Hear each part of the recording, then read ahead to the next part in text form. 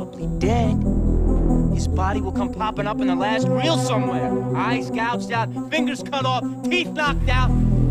See, the police are always off track with this shit. If they watch prom night, they'd save time. There's a formula to it. A very simple formula. Everybody's a suspect. Here's Johnny. Groovy.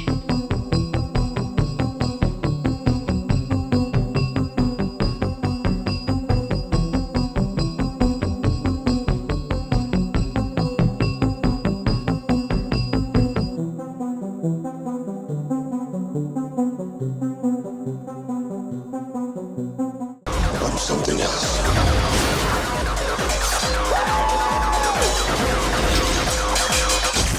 Blade. Yo, what it do, y'all? I'm your host, Will. Welcome to Fandom Frequency, where we dive into the whole entire multiverse of pop culture. You've seen the thumbnail, you've seen the intro. We're right in the middle of spooky season, and we're going to be merging two parts of the world of pop culture together in order to make one of the dopest combinations ever in the world of cinema, man. I'm talking about horror mixed with comic book films and a little bit of martial arts right there, and a little bit, like that cherry on top. And I'm talking about 1998's Blade, starring the great living legend himself, Wesley Snipes. Also starring the late legend Chris Christopherson as Whistler, and you got Steven Dorff as Deacon Frost, the antagonist or villain of the movie, man. And this is the reason why Marvel is on the top of the food chain when it comes to pop culture in the world of movies and all that kind of stuff. You know what I'm saying?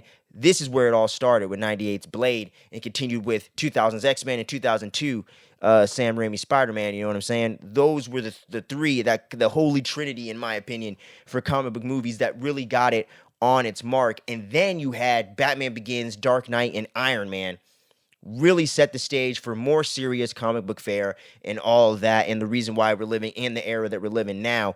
And I don't subscribe to the thing that the only thing that's in movies today is just superhero movies and whatnot. It's the biggest thing in the world of tentpole films and everything like that. It is a big footmark in the world of pop culture for the last 10 to 15 years, no duh. But there's still plenty of things to be out there. Like I said, horror and anime right now is huge, and there's a ton of stuff in that. And this movie is where a lot of that stuff began, man, and where a lot of people like myself around my age group in their mid 20s to early 40s, we were there, or were really young kids in the early 2000s like myself, watching the first Blade and seeing the crazy ass stylistic thing that it was. And I didn't even realize it was a Marvel movie at the time. I watched it in maybe a good old, somewhere between 2002 and 2004. So I was a little bit late to the game. So they already had made Blade 1 and Blade 2. And my dad had both of those on DVD. So we watched Blade 1. I really dug that. And then some point in the future, within the next year or so, we watched Blade 2. Then they made Blade Trinity.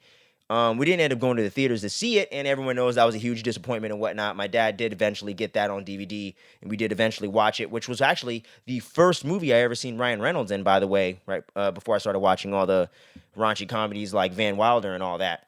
As a preteen and teenager, I saw Ryan Reynolds in that. Jessica Biel, the first thing I saw her in was Texas Chainsaw, then this movie. Blade Trinity. So that was kind of that there. But, Blade has gone on to be one of the most iconic Marvel characters of all time. And this movie is one of the dopest superhero movies ever made, man. And the greatest thing about it is that it was actually one of, if not the first R-rated comic book movie, and it actually doesn't pull any punches in that regard. If it was more for I wish they would have used just straight up only practical blood and no CGI blood, but either way, this movie's not lacking in bloodshed whatsoever, and that's aptly fits the thing because you got a guy with a goddamn katana running around slicing up motherfuckers. So it was definitely awesome. And like I said, the movie is just phenomenal and has aged so well and has stood the test of time.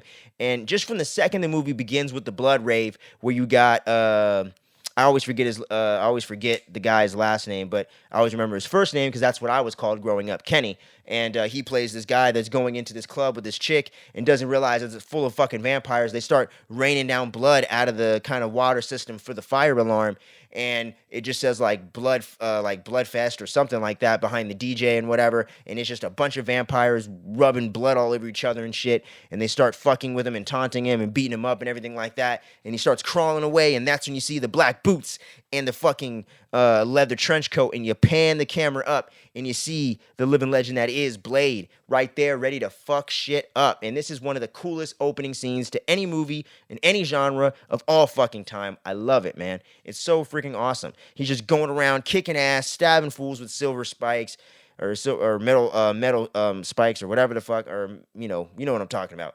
And then he's slicing up fools, kicking people, you know what I'm saying, doing flip kicks and roundhouse kicks and tornado kicks and shit like that, and you know, running and flipping off the wall and everything like that. And then you got the whole smiling, throwing the blade. It's just freaking phenomenal, man. Or throwing the throwing knife or whatever. This scene's fucking incredible and just sets the stage for a kick-ass movie to go from there. And then you get introduced to Chris Christopherson's version of Whistler, who's obviously Blade's mentor and, you know, kind of looking out for him as a father figure and whatnot, due to the fact that Blade never knew his mother, never knew his father, and all that other good jazz. And you get a quick flashback in the beginning of the movie, kind of giving you Blade's origin. And that's another thing I really dig about this movie. It wasn't necessarily the typical origin story. And this is back in the day when we were perfectly fine with getting origin stories in these comic book movies, because it hadn't become a trope. It hadn't become something that they had to be stock, you know? And a lot of characters, I think, for the more normies out there, people that weren't in the more comic book nerd fandom in the 2000s or early 2000s or 90s or 80s, or weren't born yet, of course, like some people like myself, because I was born in the mid 90s. But obviously, some people just weren't into that stuff, and you needed origin stories to really set the stage for characters like Iron Man, and reintroducing the origin of Batman and making him more serious and diving into the mob families and more of the criminal elements and the ninja elements that played into Batman Begins with the character of Bruce Wayne Batman, and all that lore that got written throughout the 70s into the 2000s. Or into the 90s, late 90s, where Chris Nolan was able to infuse that in there and reintroduce Batman for a new generation after he had become almost Adam West level silly, if not worse, with freaking 97's Batman and Robin, which holds a special place in my heart because I was 3 years old when I watched it and had a good time with it, had all the toys and shit. But that's a silly-ass, terrible movie. So getting to see Batman reintroduced, we needed that. Getting to see the origin story of, you know, various characters over the years, Guardians of the Galaxy and all this other stuff, where you had to kind of do that, and Blade didn't do the normal formula. It went its own path and just introduced you to the character, what he was about, what he's doing, what his threat is. It introduces you to Stephen Dorff's character really pretty quickly as well, with the whole meeting of the vampires and how they're pissed that he's really kind of blowing their cover and not really staying low-key, not sticking to the traditional values and the secrecy of the vampire community. Very much like Lestat in Queen of the Damned. So very much a similar energy. But that movie came out after this movie, so I think that played a little bit of influence into it, along with the Anne Rice source material, you know what I'm saying? So I think that really played a role in it, and then Nu Metal just gave it its whole soundtrack.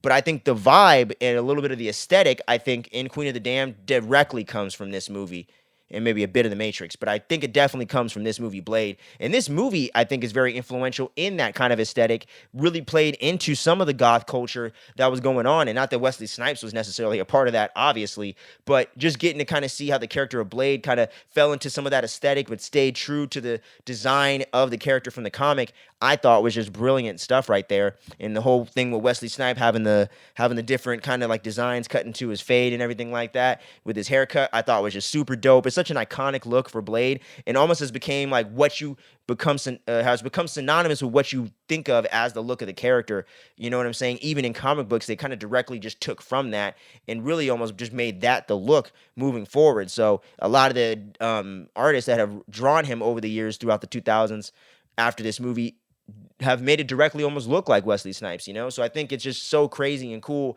to see the way that he has such a big influence on the movie and on the character, you know what I'm saying? And in pop culture in that sense. And Wesley Snipes has always been able to kind of do that throughout his career, with things like New Jack City really being prominent in the world of black films and things like that, and really making him a big name and becoming the icon that he did become, and going through some of the rom-coms like White Man Can't Jump and, you know, Jungle Fever, which maybe necessarily don't play as well for some of the Gen Zs and the younger people out there today, but at the time, those were really well-received movies and did launch other careers of other people like Rosa Perez and, you know, my man Woody Harrelson, who's also one of my all-time favorite actors. I might have to do a ranking of my all-time favorite actors, like a top 25, top 50. You want to see that? You let me know in the comments. But getting back to this, awesome stuff. And when we're talking about actors, you can't forget about the late legend Chris Christopherson. And I'm not going to act like I'm familiar with all of his work and all of his music, but I'm aware of the guy. And this was the first time I seen him, and he's just such a badass in here, and really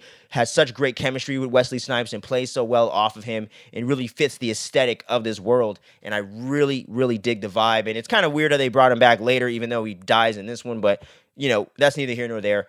But either way, I really dug it overall. And Steven Dorff as the villain in this movie, super duper effective. Such a great performance from him in this one. And this is where I first saw his work ever in my entire life as well. And he's just so cool and badass, but you just hate him at the same time. And he's such an asshole. But at the same time, you love to watch him. And he's like a perfect heel in the world of wrestling. You know what I'm saying? To use a wrestling term right there.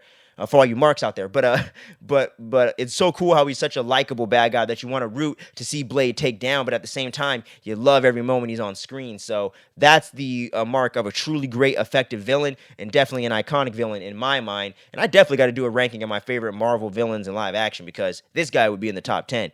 I'm pretty sure, no doubt. I love Steven Dorff's performance as Deacon Frost in this movie. It's freaking awesome. And getting to see the action scenes, especially in the third act, when him and Blade are going toe-to-toe with the Blades, awesome shit. I'm sure he had to take a lot of choreography and get ready for the role to do the shit, but he was awesome in this. And obviously with Wesley Snipes being a martial artist prior to this movie in his younger years and training in his adult life as well, it really played well into him doing this. And I think this was really the first time in a movie other than Demolition Man, which I think was like 1995 or something like that, where you got to see more of the physicality of Blade, oh my God, of Wesley Snipes, and really get to see his martial arts really come out to shine fully and on full and frontal. And they didn't have too much cuts in here like a freaking Bourne movie kind of thing going on. It did remind me of what John Wick kind of gun fu and kind of more of that Hong Kong cinema influence and the Matrix that's kind of in films now. This really kind of played into that, but just wasn't quite as refined and quite as well done. But it's still like close, and I think still plays a really good part in this movie. And the action is still very visceral and still very well done, and I think still hits the way it needs to. But it wasn't quite on that Matrix like John Wick level quite yet. But it definitely was a big part of getting American movies in that style. And I love it. And the horror elements in this movie are so prominent and strong as well throughout it. And it doesn't kind of lose that throughout the action and kind of the sci-fi of the more comic booky stuff in the movie and more of that martial arts kind of style of it. I think the horror really plays well, especially in the opening scenes and some of the other later sequences and things like that. And just the overall aesthetic really fits more of a horror film. So I love the way that they were able to blend that horror in that is true of the source material, and just really bring that into live action in such a great way, but not pull any punches with it and really go full on, you know what I'm saying? Because in the 80s and 90s, things got a little weird. MPAA was very, like, censoring a lot of stuff. That might be why they had to use more CGI blood and more of the, kind of, like, dusty kind of effect, almost like that Endgame kind of thing way before they did that. But overall, still effective. This is an awesome-ass movie. I absolutely love the first Blade. And this is the first time I've watched it in several years. So I might have to actually go ahead and do Blade 2 in the near future. And maybe we'll even dive into Blade Trinity. Who knows? Because I haven't seen that in a long time. So maybe I won't hate it as much as I did back in the day. And won't be as disappointed and bored by it. But y'all let me know where this falls in your ranking or like in your favorites of Marvel films and things like that. Do you consider this a horror action film hybrid a la Terminator, or do you just consider this an action comic book movie? Y'all let me know. And come on, is there ever going to be a better version of Blade than Wesley Snipes? I don't think so. I don't think that necessarily current version of the MCU's ever really going to pop off the way it is now. I think it's going to get reworked with a different actor in the near future, but that's just me speculating. But y'all let me know what you think about that as well. And like I said, y'all, we're going to have that Terrifier 3 spoiler review up within the next 24 hours-ish. It's going to be up by Friday night, so make sure you tune in for that if you dig all the stuff of the crazy world that Damian Leone has created. I cannot wait to dive all into that. You got Smile 2 coming out next week, so we're going to have that spoiler review out for you by next weekend, and we're going to be covering the first Smile. And I got some fun horror rankings, and we got some more horror content coming throughout the month, including Agatha All Along with the weekly review/recaps.